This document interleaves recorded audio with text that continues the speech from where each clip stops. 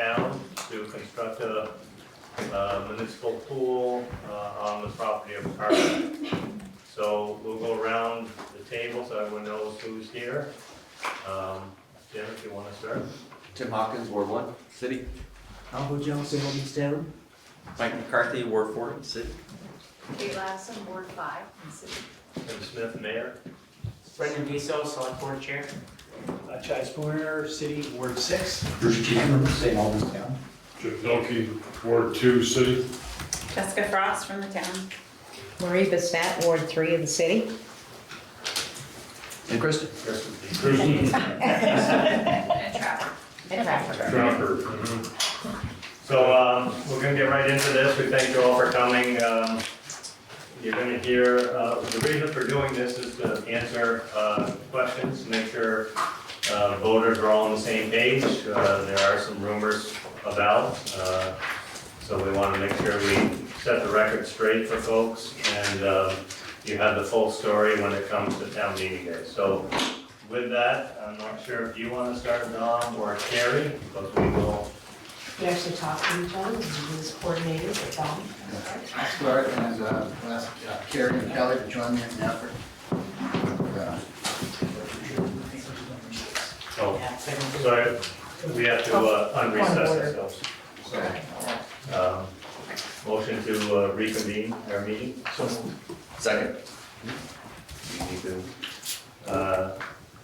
everyone in favor, say aye. Aye. We should probably. Anyone opposed? Motion passes, and you probably should convene. Yeah, so I'm gonna call the February 10th, 2020 meeting of the St. Albans Town Select Board. It's a joint meeting with the St. Albans City Council. I'm gonna call the order. Thank you, Brendan. Dom, we'll turn over to you. thank you. My name is Tom McLeod, I'm the city manager of St. Albans City. And joining me in this is Carrie Johnson, the town manager, and Kelly James, our recreation director. We're gathered because we have a great opportunity before us to move our communities forward jointly.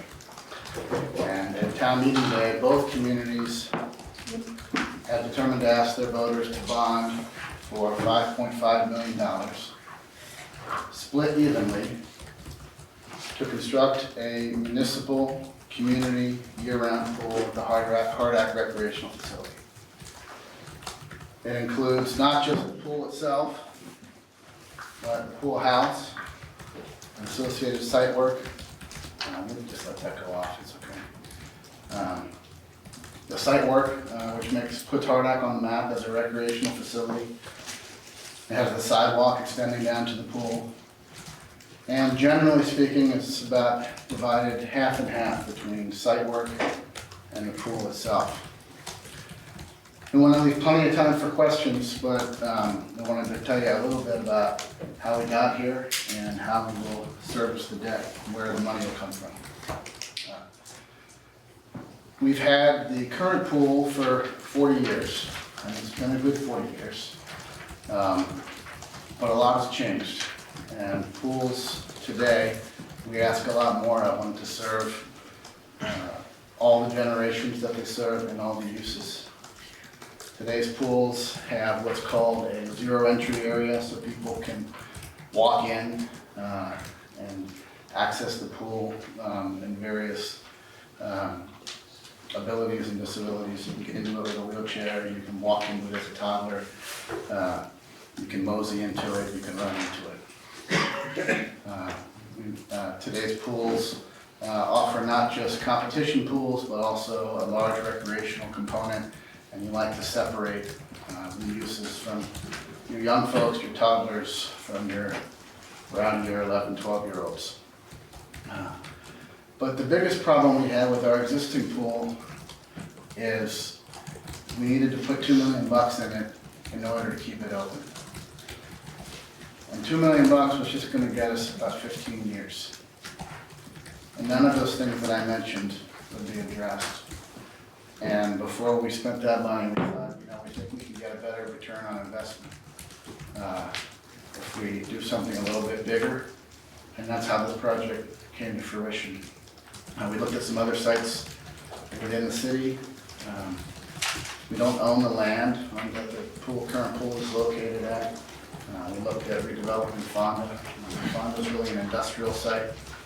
We looked at putting in a public works. But then we would have to rebuild public works. And everything kept pointing towards the Hardak recreational facility. One of the hurdles that we encountered early on was, how are we gonna move youth from the neighborhoods that currently access the pool up to Hardak? And the response to that we came up with is, that's an access issue, it's an important issue, but access is different than site design. Hardak's a beautiful site, and we can accomplish a lot by removing barriers to access, but, you know, it's still a real estate mantra, location. When you have a tough location, there's only so much you can do. In the current pool, we don't own the land, we don't have any parking, and we really couldn't do a year-round pool there. So we responded to the issue of neighborhood access by creating a program called the Aqua Van. And the Aqua Van will be paid for out of the operating budget, the user fees. And it will circulate throughout the city and the town with a bike rack on top for the 7-8 weeks in the summer that the pool is open. And take kids to the pool, take them home if they want, at no charge. They can ride, it'll also have a bike on the top so that they can ride the bike home. So having figured out a response to the access issue, we spent some time diving into the nuts and bolts of what the pool would look like. And to that end, our new pool continues our competition pool. Our current pool, like many other pools of this age, you can't even race in anymore because the one end is too shallow and kids dive and chip their teeth. So it'll be the correct depth. But one of the issues we heard a lot from people accessing the pool is, you know, it's great that you have all these lessons and it's great that you have all these swim meets, but when's the time when I can just go and swim? So that's what all of this space is for. You can have a swim lesson going on here while people are doing laps over here or the swim team is working out, still having some of this open for open swim or vice versa. You've essentially got 3 different program areas which can all operate independently. The other thing we heard loud and clear was, this is Vermont. We need a place to exercise year-round. You're gonna spend millions of bucks to give us a new pool, but we can only access it for 7 or 8 weeks a year. That's a hard sell. And we looked at huge metal buildings, and then we would only have an indoor pool, because we couldn't afford 2 pools. So one metal building over this was $4 million. But an inflatable air structure, such as the dome we're proposing, is $400,000. Knocks 3 zeros off of that. And you get to swim outside in the summer and swim inside in the winter. One of the other fringe benefits is the shoulder seasons. You know, we oftentimes swim in June in Vermont, but it's wicked cold. We'll have a heated outdoor pool, so we can, we'll figure out when we can take the dome off. It's certainly by June, it might be late May, and we can put that dome on a lot later, more like September than August, because we've got the heated feature. We spent a lot of time working with an architect, and Kelly and her staff, to design the inside of the pool also that works. We'll have a concession stand, we'll have really nice bathrooms. This is all glass, so that when you roll in the parking lot, which will be behind here, you'll be able to see right out to the pool. And the site as itself integrates very well and works as a site. This is the parking lot for the Greg Brown Lodge. So there's shared parking. So the Greg Brown Lodge is right up in here. So we're not creating additional parking or additional impervious service. And then you really begin to have a recreational complex that sets this community apart. Imagine having a recreational facility where after school, kids can access for after-school programming. In the morning, people who aren't in school or aren't at work can come from their morning workout. You can gather afterwards in this space and have a cup of coffee. Where in the morning, you can have a master swim team working out, or if we have a year-round swim team, they might practice in the morning. And then on the weekend, all of that can occur at the same time. The ski hill's open, and the Great Brown Lodge is open, and a family can literally go here for the day and go sledding, go skiing, go swimming. Man, it's a little JP. There's no other municipal facility in the state that has anything close to this. So that's the vision, and the town and the city, neither one of them could probably afford it alone. But it's something that by working together, we can really set ourselves apart from other communities. Both communities have proposed to their voters to pay for it with the local option taxes. That means that it's not just supported by people who live in St. Albans, but it's also supported by folks that live in Fairfield and live in Georgia. The partnership between the city and the town calls for equalizing rates and access between the two communities. So what city, that line between city and town goes away. The draft agreement, the letter of intent between the two communities equalizes membership on the Recreation Commission, which is the body that will oversee HARDAC. And under that letter of intent, the town and the city will both own beyond the deed for the HARDAC recreational area. Now, the town's pretty tough negotiators, so what we had to do to get that, no water and sewer. However, the operations of the facility will be borne by the user rates. So the debt is paid by the local option tax, but the lifeguards and the staff and the chemicals and the plowing are paid by those who use the facility. I think that's it as an introductory comment. Kelly or Carrie, is there anything you need to add? Foundational items? No, I think you covered it all. We talked about that earlier, so. Counselor, select board members? I have a question for Kelly. Kelly, can you elaborate on how many different, you don't have to list them all, but how many different options this opens up for, that can generate dollars as well, so. Right, well, as Dominic mentioned, we get that, hey, this is great, I love everything you're doing, but when is public swim? When can I come in? When can I just come in and swim?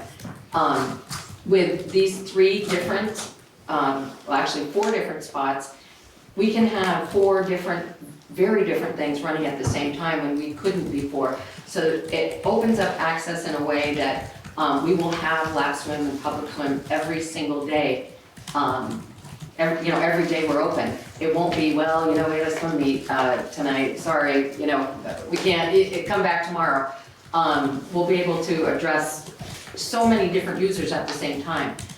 What it increases as far as programming is, we do have a great swim program, and in, depending on the summer, 9 weeks, we teach over 400 lessons jammed into 9 weeks, which takes a lot of the clock of the day. We'll be able to spread those out over the entire year.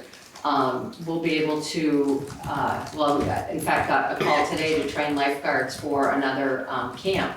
And they're already in February trying to figure out when their lifeguards can come in to do their prerequisite swim. And I'm like, we're not for a full, it'll be a while. But, we'll be able to train guards for our own staff, but for other programs all season, not just jammed into 10 days before we open the pool. We'll be able to offer Water Babies, which is a very introductory program that we offer, but it's really hard when you're standing there and you really can't let go of your child if you have an infant in the shallow end and they can't swim. So this gives them, that zero entry gets them in the water in a really easy way. We'll have all kinds of aquatic programming. Isaac Bashaw's been with our aquatic staff for years, and he is exploring all kinds of different, right now we do aqua jogging, we do aqua aerobics, we do master swim, we do lap swim, but there are lots of other fitness programs that we'll be able to work into the daily schedule here. We already do birthday parties, but we have literally 3 hours a week when we can plug it in, and if it doesn't happen to work for your family, that's the only spot that we have. We'll be able to offer options for families to have birthday parties on a Friday night or a Saturday or a Sunday, and have either exclusive use of the pool or exclusive use of one area of the pool. We'll be able to maybe expand our swim team to year-round. We'll definitely be able to increase our swim team training. We have kids who are on our summer swim team, but we do a off-season at Brandon's pool. We only have a few kids because it just, we're very limited in the amount of time that we can be over there. Our summer swim team, I can't imagine that's not gonna grow by leaps and bounds as well. We can increase our swim levels go to level 6, and in level 6 there's a diving class. We haven't really been able to teach that before, we haven't had the space. We've got a diving board, but we could never just use the diving well for teaching diving. We can have the other parts of the pool teaching other lessons. We'll be able to teach real diving again. The slide, that's fantastic. Right now, we have free swim in the afternoon, and we have, moms holding on to their kids because you cannot set them down.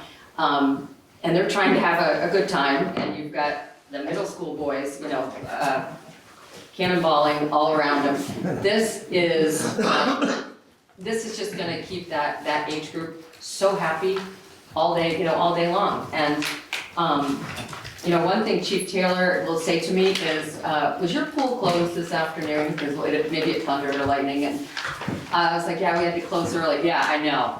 And he's like, you know what? If that pool is open, kids are there. It's a great place for them to be. So we know that this added attraction will keep that age group really happy.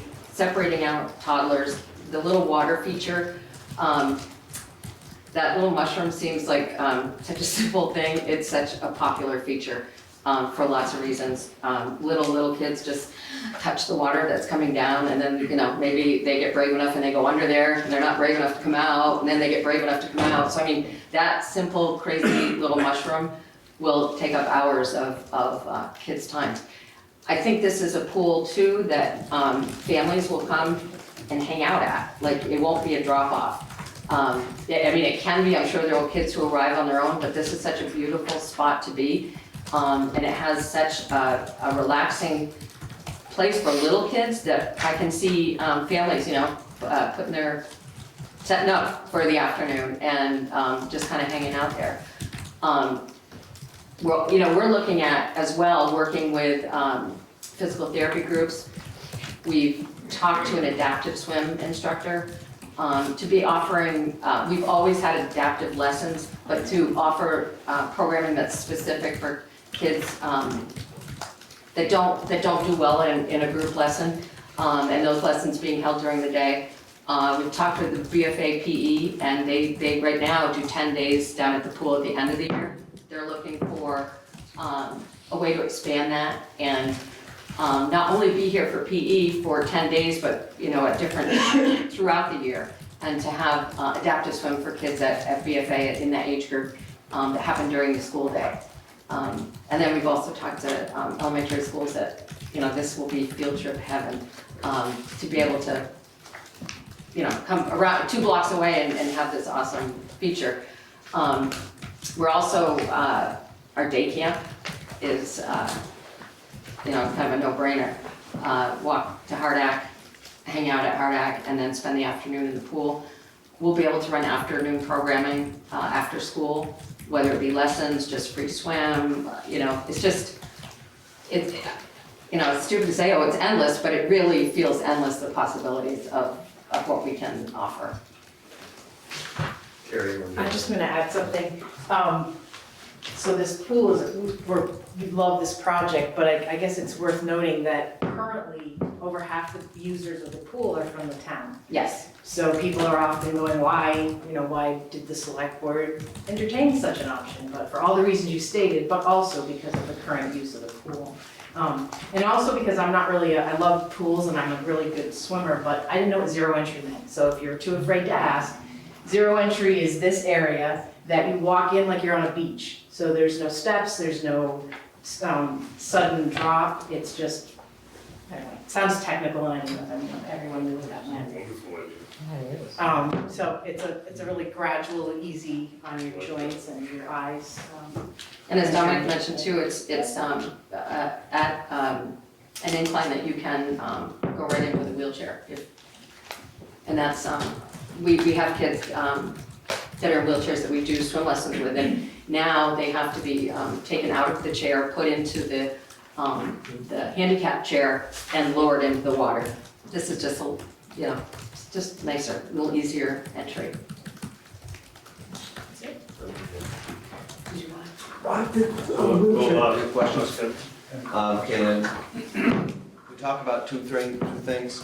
One is the term of the bond and the life expectancy of the dome. Term of the bond is either 20 to 25. The life expectancy of the dome is about 15 years.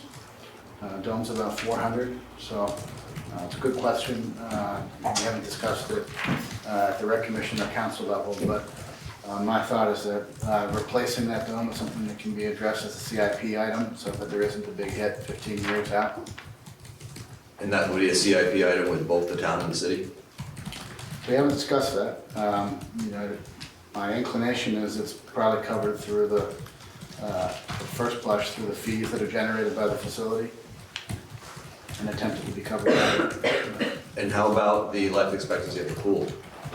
4 years is what has been the design intent. And one of the alternatives that we looked at, we were looking at $2 million just to get another 15 years out of the existing pool with no enhancements. And so the intent here is to try to get another 40 years out of this new pool, just like the last one. And the last question is, and maybe you might want to put your map on or your site plan back on the screen. Yeah. The parking nightmare that currently exists there, Yeah. how are you going to resolve that? So- I know the answer to these questions, I just want to make sure you know the answer to these questions, okay? So to orient you here to Congress, Fisher Pond Road is up here. Can you see Will? Can you move that? Move that. It's just not first. Have Tim hold it. Go ahead, Kim. I can. I can spin this around. I'm gonna take this one. Will's not gonna be able to see it no matter what you do, so.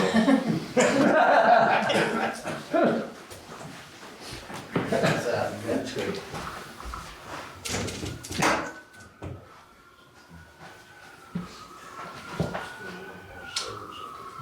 The short answer is all of this becomes overflow parking in here, in addition to the new parking that's out here. There's also additional parking that is, this is kind of de facto parking right now as well. So I don't feel like we have a parking problem ironically, most times you have a capacity problem, you don't have room to park. The challenges up here is that we haven't had, I don't think, the management presence to manage the parking. And that's a cheap fix. We don't have to build new parking. None of the parking is paved, it's all gravel parking, and then the overflows will be on grassed areas. Kelly, been out there more than you would into it. No, and that is it, and are you referring to like a soccer Saturday? Yeah, and it has been kind of, as the program has grown, people just kind of park where they park, and when one group is leaving and the other's coming, it's kind of a bottleneck, and actually, I think it's more of a soccer issue than pool maybe. I think when we have a swim meet, A lot of that parking on the Grattan Field will be used with that little crossover over the bridge. Soccer-wise, we're spreading our games out a little bit, so people have a chance to get out and we have the new people come in. So we're thinking that'll help a little this fall. And the entranceway from Congress Street? Right now, the plan is to move the entrance to roughly halfway between the edge of the property. So it's coming in on the other side of the dog park? Yes. to Yeah, get moving it away that from side. that intersection, 104.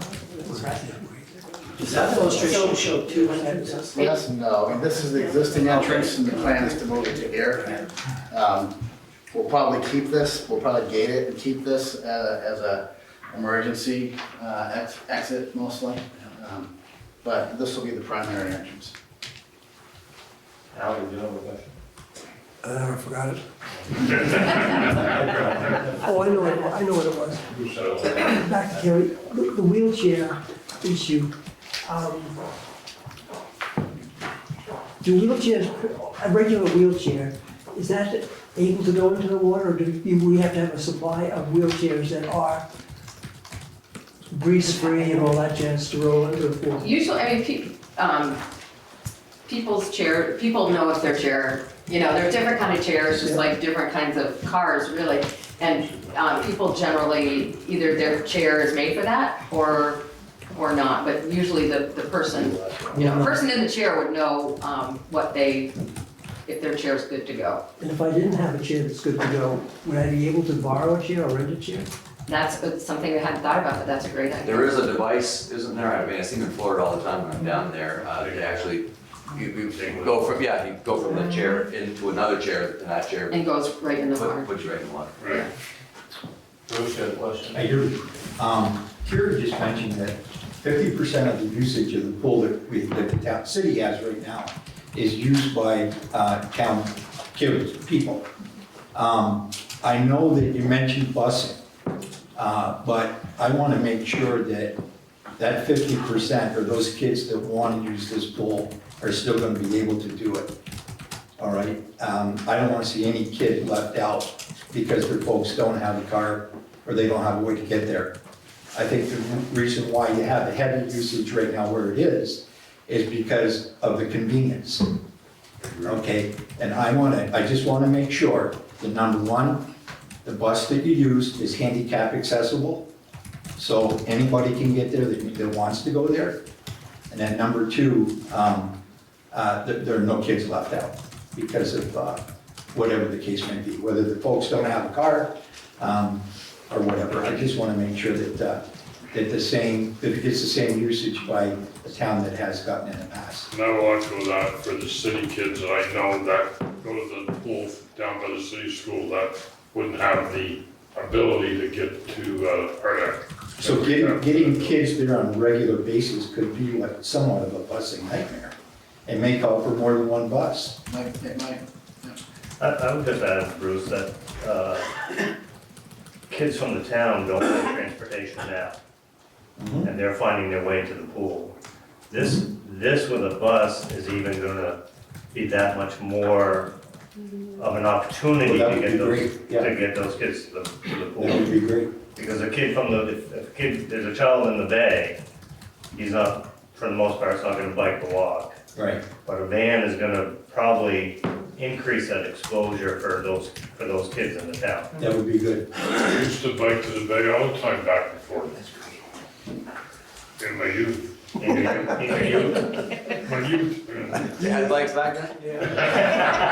No, use the trolley. Chad has a question? So, Kelly, one of the things that have come up is a lot of people think we're kind of rushing into this. So maybe you can kind of give a little bit of a history, how long you've been looking into this, and maybe possibly explain some of the band-aiding that has been going on for the last, 5 to 10 years, just so we don't go somewhere without. Right, so, I think, what the staff does there the best is clean, and, they always say, Kelly's favorite, perfume is Lysol. So when I walk in, or Pine Sol, that it always smells good. So our pool as well, it's clean, it's old, but it's clean. and our water is crystal clear. And those are two things, indicators when you visit a pool that things aren't good. But our water, the quality, I mean, sometimes we've had staff sleep over when the pumps are broken to make sure that the chemicals are dispersed as they need to be. A few years ago, maybe 12 years ago, we replaced the filters because we were at a point where that was it. If the filters needed to be replaced or the pool needed to close down because our water wasn't clean. That held us for a while. We replaced filters, the pump, and we installed an automatic chemical dispenser. And that's kind of in the mechanics of things. But all along that time and over the last 12 years, there would be a section of the pool where it attaches to the stainless steel gutter. And it was, the first time I was like, hey, we got 3 feet of wall we've got problems with.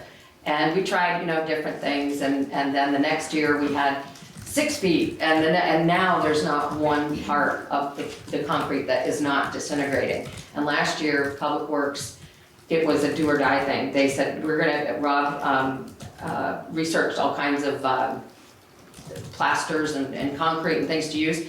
And they cut down about 1 foot in the wall of the pool. And it was either going to get us through the summer or it was gonna be the end of the pool. Luckily, it's lasted through the summer. We never know, the winters are what kills it. And we don't know, in the spring, we always go down there and watch as the snow melts away and just see what's there.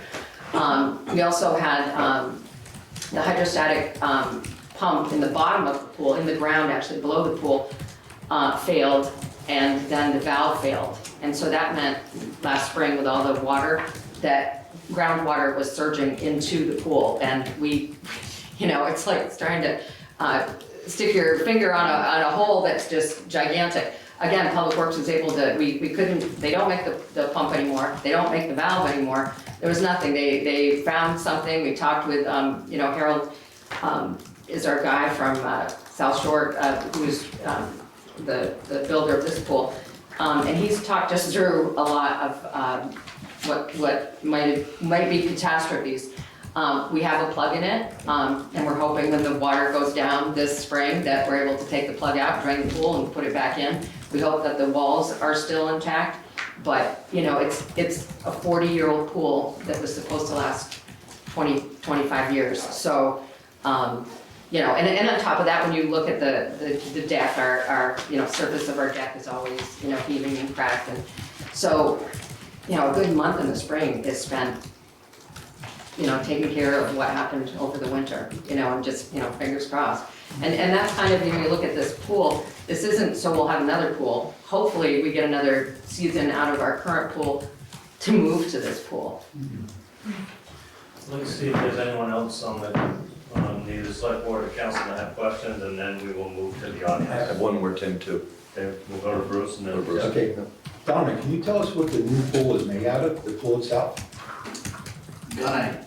Gunite, so it's spray. Yeah. Okay. It's what?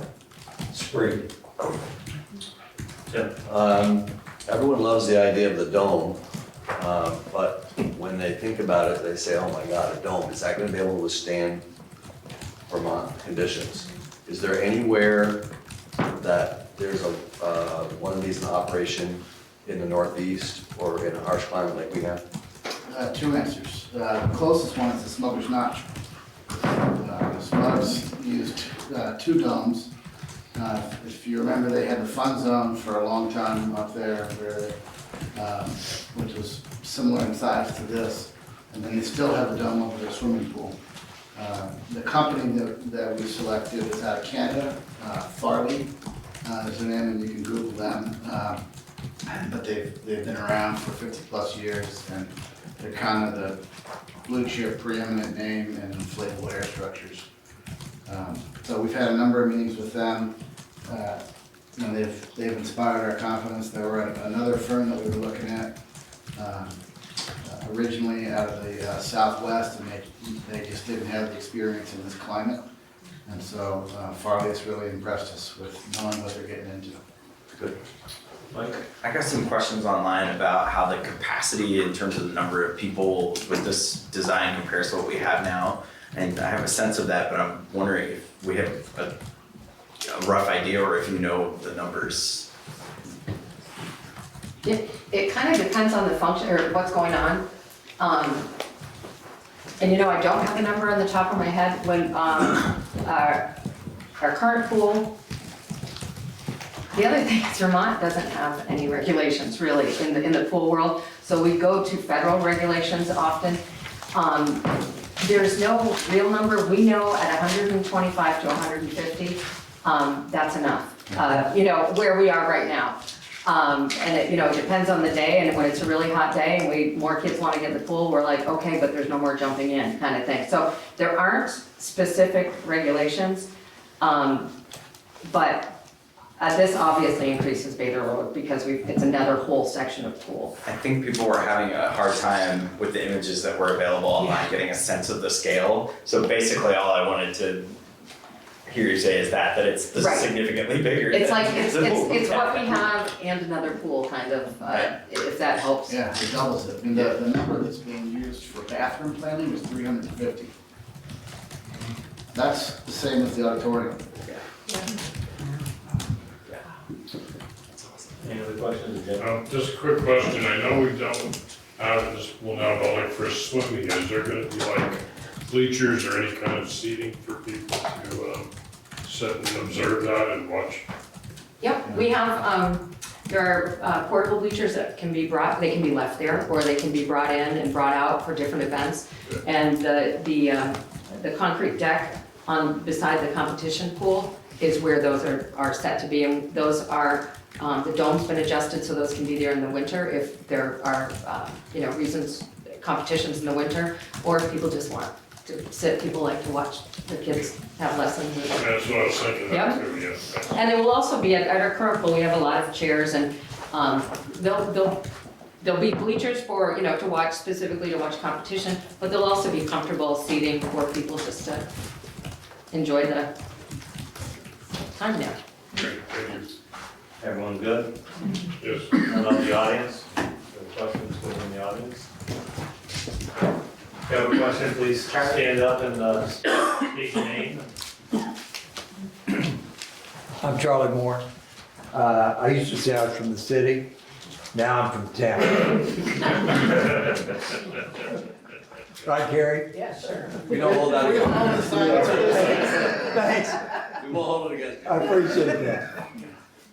Speaking for Sherry and I, how could we not approve this? I mean, it's such a great opportunity for our community, for our kids. I think it's great. I appreciate it. Thank you, Carol. Anyone else? Yes? Aaron? Erin Creeley from St. Albans Town. I just had a question about the fee schedule, if there's a proposed fee schedule for the new pool and how it compares to the fee schedule for the current pool. So we've, it is pretty much exactly or a little less than the current pool. And so, I mean, that means it's $5 to go in and swim, and right now it's $5 to go in and swim, with a maximum of $17.50, I believe, a family. So you can keep that if you like. We're doing a fee schedule that is first kid, second kid, full price, third kid, half price, fourth kid free. So, and we're putting that through all recreation programming, but that will also, the daily gate will work out that way. We'll do family memberships, so they can pay one rate, and we do that now. These actually, it's $35 a month for an individual that is a resident of St. Albans City or town, or $49 for non-residents, and then a family is $50 a month for residents and $69 a month for non-residents. Seniors, $30 a month or $39 a month for non-residents. So the fees are pretty much exactly the same with much more to offer. And I could add, every library has a card Right. for a family to get in for free, so they can just check it out. Every library in Franklin County has one. And competition matches, of course, are different fees. They're free, so They're they free. are different. They're completely free. You can always come and watch a swim meet for free. For free. Yeah, Do you charge the teams? no, No? no, kids, you know, a child, family pays for their child to join the team, and that's for the entire year, and they practice every single day all summer. Good. And we have 2 meets a week, some are at home, some are away, but there's never a charge for those. It's actually, it is such a fun event, to just go to. It's so exciting. I mean, the kids are, it's just great to see kids working so hard at something and having so much fun. Tell her to eat. I think currently, if you are a member of the swim team, you get a family pass as well, You get an individual pass. individual pass. So Tim, you can't go swimming for free because the kids are on the swimming team. Don't even try it. No, but any child who's on the swim team also has access to the pool So for free. they're not getting charged twice. for No, that. no, and you know, we love it, because if a kid's on the swim team and they wanna come and swim some more, then that's great. Be careful he doesn't put himself down as a fourth kid. I don't get my blame for that. Anyone else from the audience? Charlotte, yeah. Kelly, will there be chairs that you can sit in around Yeah. the pool? There will be, there'll be bleachers for people who wanna watch, you know, if you're watching a race or lessons, but there'll also be, chairs, you know, which we have now. We'll have chairs there. We're talking about little cabanas like you see at so many pools. So a family can come in, and if they've got a little birthday party or something happening for the day, they can rent the space for the day. And, or you can just come in and spend the whole time in the pool. Will you be able to eat around the pool? Yes. And is there space in the building to eat? Yep, there's a little concession, right there in the big glass part. There's also space for some little tables, because I felt like a lot of the pools I visited in the off-season, you know, when they were either in a bubble or, you know, indoor pools, the morning was always, there were just so many seniors there swimming. And what I saw everywhere I went is that after they get out, they do their exercise, the social aspect of it is huge, and they were all having a coffee, sitting somewhere. There was always a comfortable place for them to sit, chat, you know, and they would be there for hours. And it just, I think, especially in this, you know, neck of the woods in winter, and especially with seniors, you know, they can feel a lot of isolation because there's not as much outdoor, you know, not as many places to exercise or be active. So, you know, I think it addresses both the social aspect and the physical activity. That's perfect. So if Sharon and I wanted to come up and get a hot dog, we could come in and get a hot dog. We wouldn't have to pay to get in or anything, would we? Oh, if you just wanted to have a hot dog, you could come in and have a hot dog. Okay. What do you have to pay for? Yeah.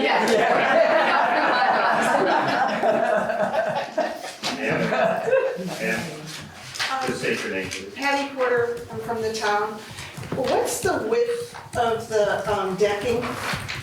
You know, how many? Here? Well, on the side by the competition pool, yeah. It doesn't look like. I don't remember. Bleachers. Let me pull it up on this That, rendering. it was expanded a We bit. expanded it, After this might be an earlier version, Okay. because it needed the support for like 3 or 4, I can't remember how high the bleachers were. Yeah. And was a splash pool considered for, you know, toddlers?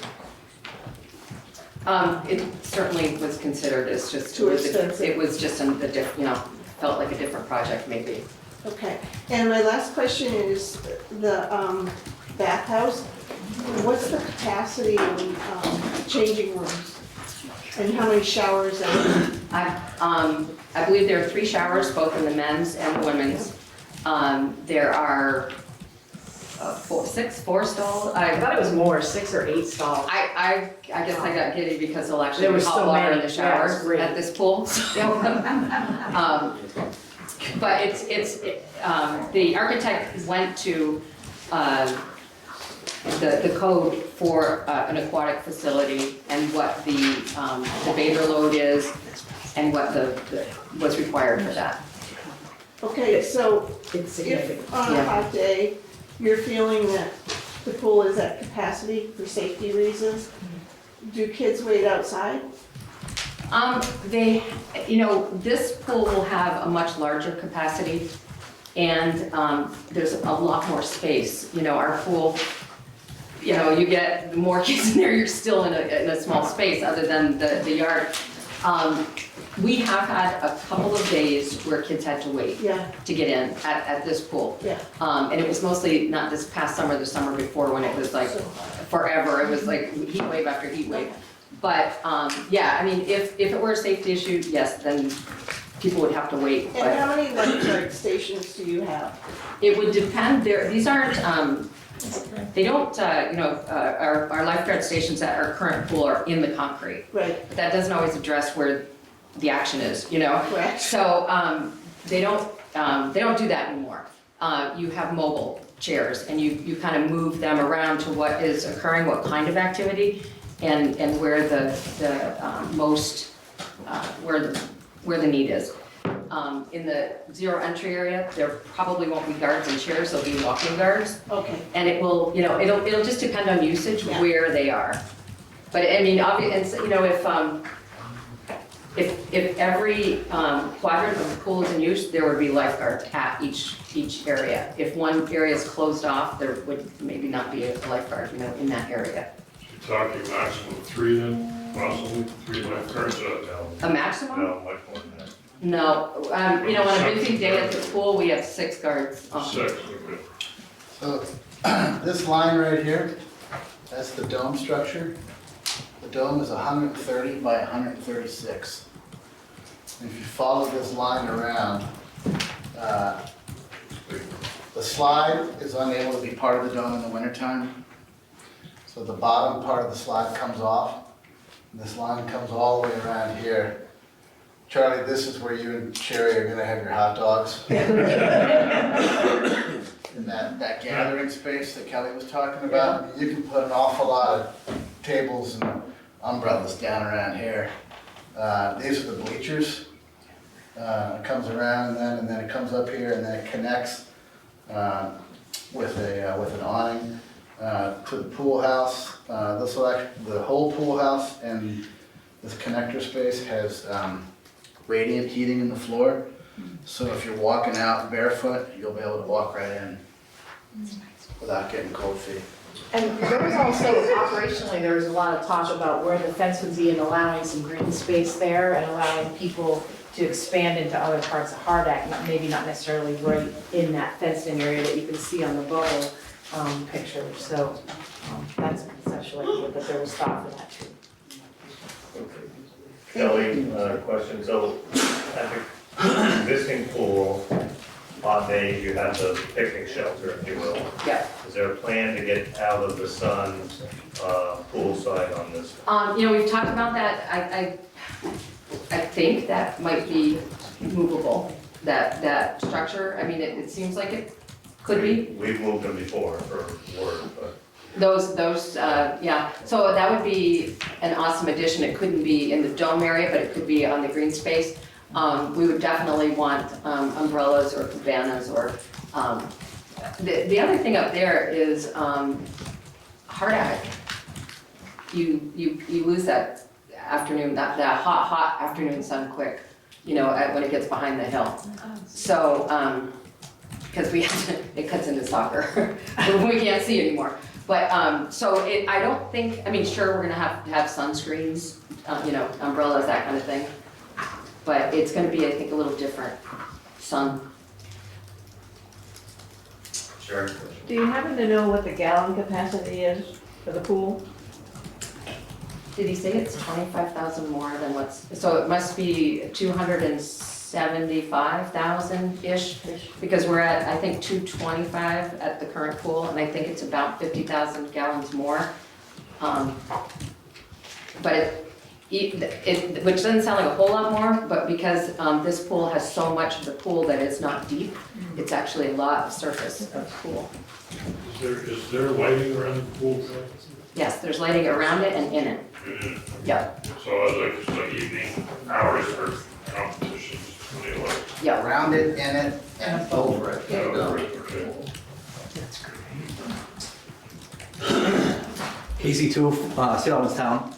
First of all, I want to thank everyone's work on this pool. I really appreciate the effort of both the select board and the council working together. I think this is really good for the community. I have two quick questions. Hours of operation year round, and are you gonna have trouble staffing it? Is a question that I have. Hours of operation, right, I mean, as it is now, we're open 7 AM until 9 PM every day. I don't see that changing a whole lot, because I think, when adults want to exercise, they're there, they want to get there before work. Right. So that seems logical, and I think we keep a very similar schedule, maybe it's 7 AM to 8 PM, just depends on what the demand is. As far as staffing, well, not to pat us on the back, but we have one of the most highly regarded training programs for swim instructors and lifeguards. We train lifeguards for Smugs, we train swim instructors for other places. And what usually, some places send their people to get trained, but a lot of times people just come and want to be trained and apply for a job. We can't always give them a job, so do I know that for sure? It hasn't been a problem in the past. Yeah, it's a pretty good job, would you say? No, I might share with that you have a captive audience. I mean, a lot of the kids that go through the swim team, they want to progress up. The lifeguards you have are role models. They want to, and I know my kids talk about potentially becoming lifeguards. So I think it's different than other scenarios, Casey, where you got to go out and recruit. Kelly's got a captive audience that you can just roll over into the training, do junior lifeguards, all that stuff. So I think I would not perceive that to be a problem moving forward. Yeah. I'll go to Kate. I'll let Kate go. No, Mine's a wrap-up question. Kelly, I know that you serve as a summer meal site and a pretty big one. Would you be able to do that at this new location as well? Yes, yeah, maybe even a little easier. That's great. How many kids do you think you serve? 50 a day, right now. Just at the pool or the Yeah. pool and, okay. No, just at the pool. Barbecue, 12, 15, kind of depends. But the pool, it's usually around 50 kids a day. Okay. Dominic and Carrie, just for wrapping it up, could you touch on in 5 minutes, the city owns the property. Can you say what has to happen there, what's going on with Hardak, and what happens if LOT doesn't pass in the city, or this doesn't get approved by one of the municipalities? Is that what you- Oh, yeah.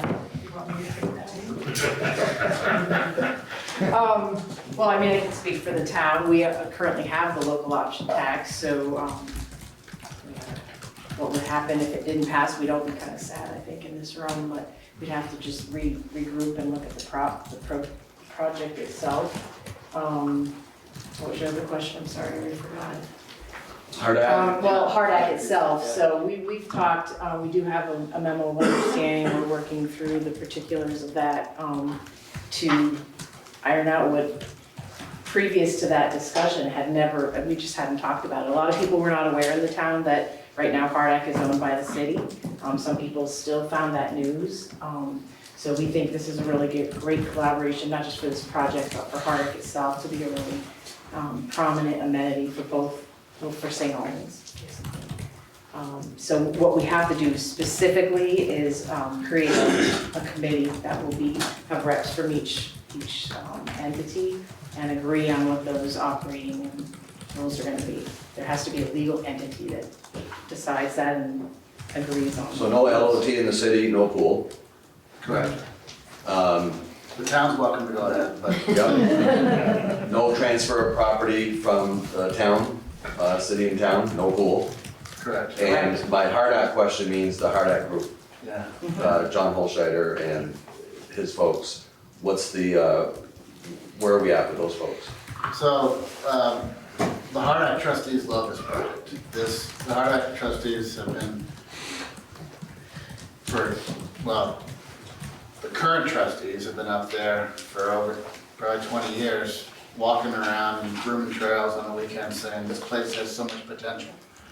And this project brings that to life because it lays the groundwork for all the recreational infrastructure. It gets the road in, it deals with parking issues. So they're ecstatic. The relationship between Hardhack Inc. and the city of St. Albans, there's a memorandum of understanding. Several years ago, Hardhack Inc. Donated the land, dedicated the land to the city, but retained an oversight and partnership role. One of their main obligations is to raise funds for capital projects, and you see that coming to life in the Greg Brown Lodge up there. So we do what we do best, which is provide some administrative ballast and take care of things like insurance and liability and access to borrowing funds and planning for large projects. And they do what they do best, which is generate volunteers and raise philanthropic dollars. All of that will continue under this project. It's just that the city's interest then gets divided and the town joins us at the table with Hardhack, so to speak. Thank you. Kelly, no, come to you after, Will. One quick question, does Hardhack now become ground zero for daycare? Is that? I think they'll still meet in the morning. I mean, right now, kind of thinking through it. They'll still start the day at Barlow and spend the afternoon at the new pool. You know, much like they do now, except it's actually a little quicker walk, I think. Will, question? Yeah, Will Manningham, I live at Hill Farm Estates.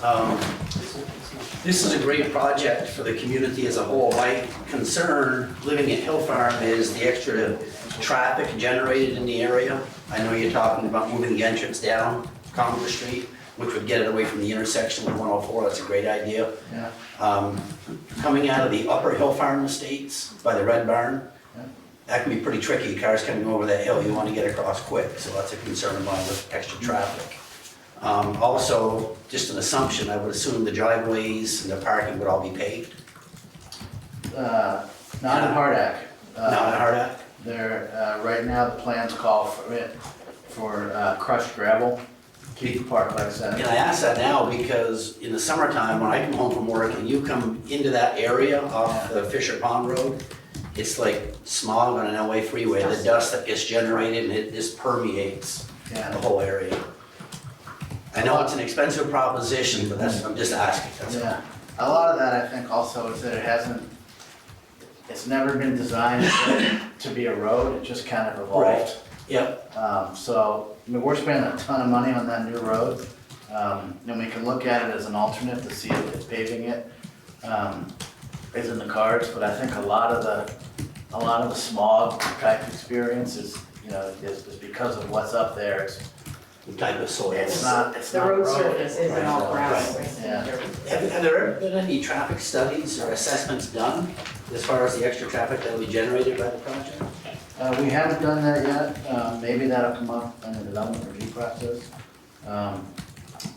The main concern that we've heard is less about volume and more about geometry and just getting it away from the intersection. That's So, we can visit with the engineer and see if he thinks it's something that we're gonna need in the hearing. Any other questions? We'll take one or two more and then we'll wrap it up. Anyone have any? Bobby Powell, Town. I was wondering for the chemical use and obviously there's a dome, so I'm thinking solar wouldn't work, but have we looked into that kind of stuff as far as geothermal heating or what kind of environmental impact from the chemical use or from power usage and things like that? We've looked at wherever we can, we've incorporated all of that. If Efficiency Vermont has been plugged in from the get-go, and the building itself meets a lot of their efficiency standards. The biggest expense is the heating and the blowing of the dome, and we really need the natural gas on the site for that. We're always in conversations with solar developers about opportunities elsewhere on the site, and if, but that's more likely to just be a feature of the site than to necessarily be plugged into this project, because the electrical load isn't all that big, it's more of a natural gas load. But it does meet, it's a commercial building, so it's gotta meet the stretch code and all of that. And things like is the chemical system like a newer like saline system with like a saltwater system, or is it, what do you? Yeah. Chlorine? It's gonna be chlorine. Okay. For a municipal pool, Okay. you know, we talked about saline, but the pool builder and, I don't know, we kinda like chlorine. Yeah. You've got lots Right. and lots of kids in the pool. Yeah. And as far as, you know, the impact, the water, you know, the chlorine stays in the Yeah. water, and the water is on the pool, and Yeah. then it drains into, you know, drains on the deck, so there shouldn't be a chemical impact. And I was thinking with the dome in the winter when it's heated, I think that would be like kind of like a gaseous kind of like, well, you know, that kind of stuff. And that's, it's a different formula for keeping quality water, because when the chloramines evaporate, this is probably just, Right. when they evaporate out when you do a shock in a pool, Right, yeah. you know, usually when the cover is off or it's outdoors, it all just goes away. Yeah. When it's in a dome or a building, it can't get away as easily, and you have to make sure that the air circulation in the dome grabs those so that it doesn't fall back in the Okay. pool, and you keep your high quality water. But from my understanding, and I haven't done this yet, but the HVAC system that comes with this is, I mean, that's what it does. Is it an air exchange system? I would, yeah, it does take fresh air. Yeah, absolutely. Yep. All right, folks, I want to thank everyone for coming. I want to thank the town for joining us. I want to turn it over to my colleague Brendan for the last words on the evening. and then- Sure. Yeah. Okay, good. So when we started this project, the city approached us and said, we need half the construction cost, 2.75 million, and that'll buy you equal access to the pool, or maybe a condo lot underneath it. And we've turned that into such a broader collaboration with the whole Hardack recreation area. Our letter of intent was approved by both boards. It's been unanimously supported by the Hardack Board of Trustees. So when you're voting on this, you're not necessarily, as a town resident, voting to spend 2.75 million of bonded money on a pool and associated site improvements. You're voting to construct a new pool and site improvements, and then buy into the Hardack recreation area in perpetuity. This sends a shockwave throughout the state of Vermont that the town and the city not only are not suing each other over decades-old problems, but we're actually trying to collaborate and build something together for all residents, from infancy to the elderly. So we've seen BPR coverage, you know, we're headed in the right direction, and everybody who supports that, we appreciate it, and we look forward to seeing you on town meeting day. If you have any questions, reach out to us, we're here, and we're here to be your resource, so thank you. Nancy, you have a question? No, just follow up, we have 2 more info sessions, more or less. The city council meeting is when? Your next one? February 24th. We have a poster, and ours is March 2nd. So, we're all set, I'll call for a motion to adjourn as the select board. So moved.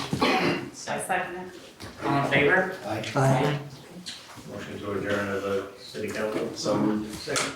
Thank you all for coming, for your. Aye. Thank you.